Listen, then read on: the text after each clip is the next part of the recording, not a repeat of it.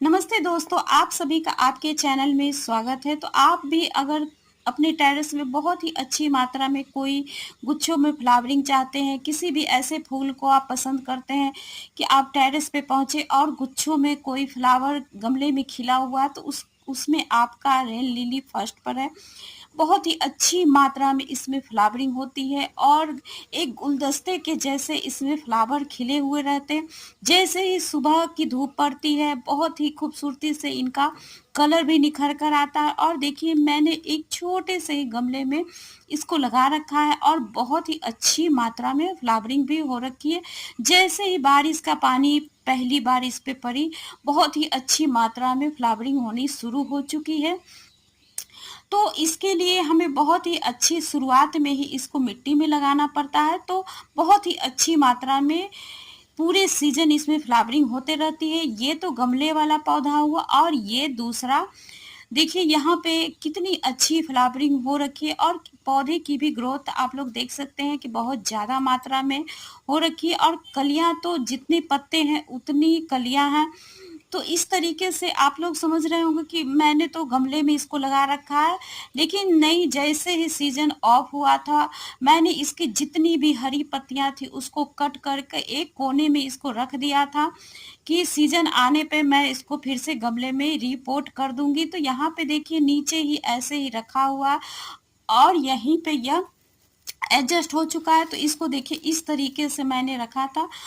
हमें गमले की जरूरत पड़ते रहती है या फिर कभी कभी गमला टूट जाता है, तो हम ऐसे ही पौधे को रख जाते हैं जब सीजन ऑफ हो जाता है। तो इस तरीके से देखिए इसकी जड़ें पूरी तरह से नीचे बनी हुई है और पौधा भी हेल्दी है, बहुत ही हार्डी प्लांट है, बहुत ही अच्छी मात्रा में इसमें ग्रोथ होते रहती है।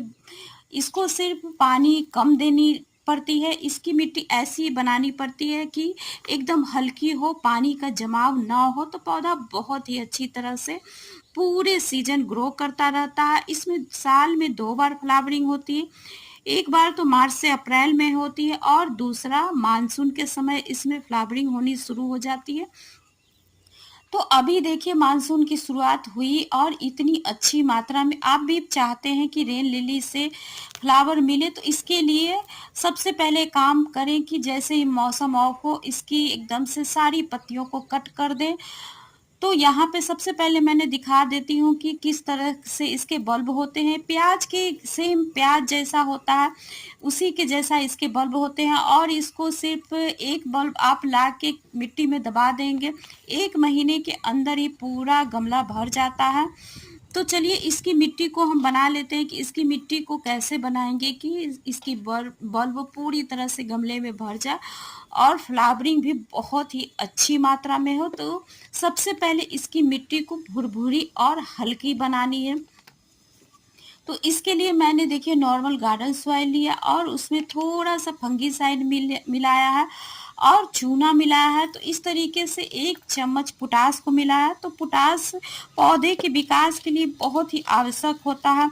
पोटास पौधों को बीमारियों और कीटों से लड़ने में मदद करता है, जिससे कि पौधा बहुत ही हेल्दी होता है।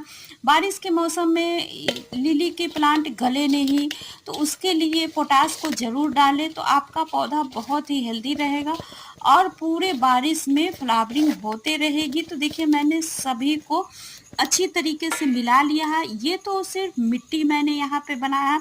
अभी बहुत ही हेल्दी मिट्टी बनाना है ताकि बहुत ही अच्छी मात्रा में हम पौधे से फ्लावरिंग ले सकें।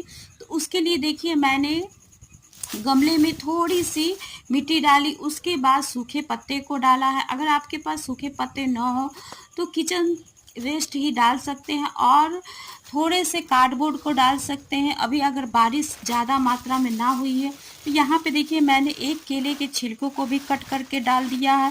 अगर आपके पास ज़्यादा केले के छिलके हों तो उसको भी डाल सकते हैं।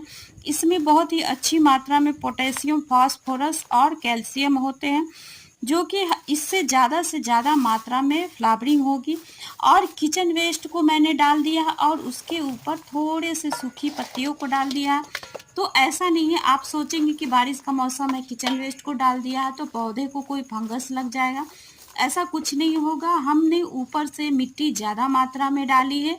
तो जब आप भी इस तरीके के पौधे लगाएँ, आपको थोड़े बहुत भी इस तरीके से डर लगता है तो थोड़ी मिट्टी की क्वांटिटी बढ़ा दें, तो इस तरीके से आपके पौधे को कोई हानि नहीं होगा और धीरे-धीरे गमले में खाद बनता चला जाएगा और जब तक पौधे के जड़ें नीचे तक पहुँचेगी तब तक खाद पूरी तरह से बन चुका होगा। तो इस तरह से देखिए मैंने वहाँ से पौधे को उठाकर गमले में रख दिया है और देखिए पूरी अच्छी तरीके से गमले में एडजस्ट हो चुका है।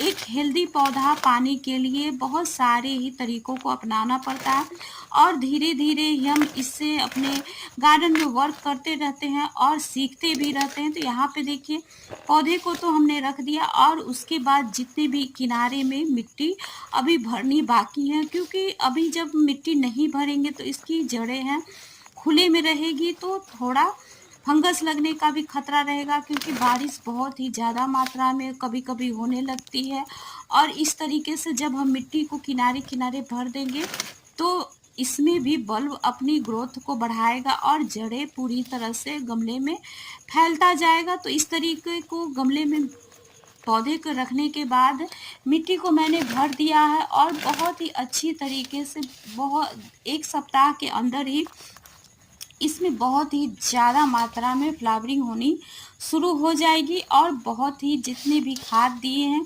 वो भी पूरी तरीके से पौधे को मिलने लगेगा, धीरे-धीरे खाद बनता चला जाएगा। तो इस तरीके से अपने पौधे को रिपोर्ट भी कर सकते हैं और बहुत ही हेल्दी पौधा भी चलता रहेगा। तो यहाँ पे देखिए बहुत ही अच्छी मात्रा में इसमें कलियाँ बनी हुई है। अगले दिन ही इसमें बहुत ही अच्छी मात्रा में फ्लावरिंग भी होगी और आप सभी का वीडियो देखने के लिए बहुत-बहुत धन्यवाद।